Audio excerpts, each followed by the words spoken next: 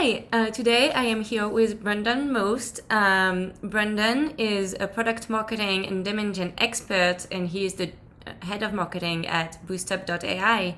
Brendan, thank you so much for being with us today. Thanks for having me, Caroline.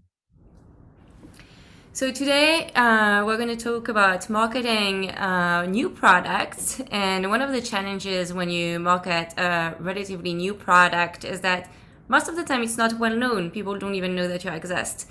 So how can you go about creating brand awareness for a product that is relatively new and not well known in the market? Yeah, great question. So I think what you really need to do, and it starts before you really start building your brand, it's really about understanding the market, understanding your ICP, your primary personas, and really narrowing that really tight. So really understand who they are, where do they actually you go to digest information so you can prioritize where it is that you're putting information out. And then just really focusing in on what's the value prop. So really getting the headset of the key personas and really trying to figure out the things that they're looking for before you ever really think about how to build the brand. I think that's crucial, step one. All right. Um, and then could you talk about some of the techniques that you've been using to either in this role or in past roles to get in front of people when they're not necessarily looking for you yet? Yeah, I mean, I think it starts with that understanding of the persona and where they go to digest information. So one of the things that I've always found valuable is really thinking about where they go. So it could be newsletters, it could be review sites. And so a lot of B2B SaaS companies and SaaS people that we target really look at G2 and Capterra, and they really want to try to understand what are people saying about the product. And so I think it really starts with starting and creating a foundation for the places that you need to be and putting focus on the few things where people are going, and at the same time, there's a lot of testing that has to happen. And so really trying to understand what works best for your channel, whether it's, Google ads or if it's LinkedIn, Instagram, there's a multitude of ways that you can get in front of them. But it's really narrowing down, finding one that works and then duplicating that success. And then upping the budget as you kind of find that initial success and kind of just progress from there. Right.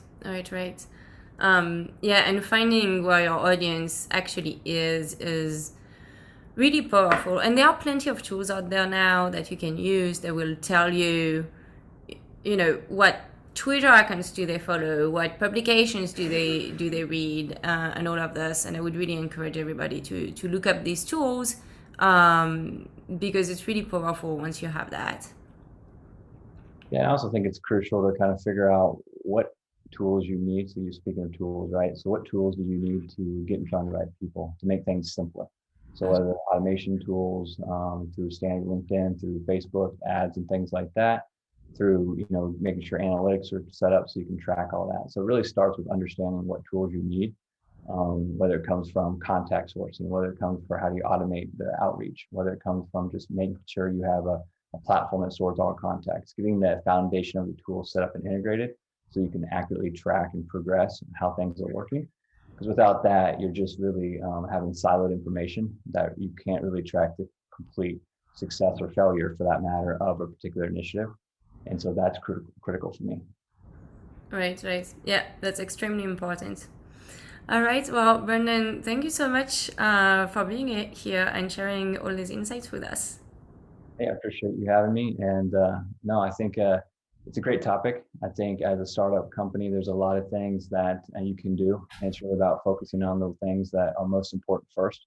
And then don't forget to experiment, find out what works, what doesn't work, fail fast, learn fast, and really double down on the things that's working for you. Exactly. All right. Thank you so much, Brendan. Thank you.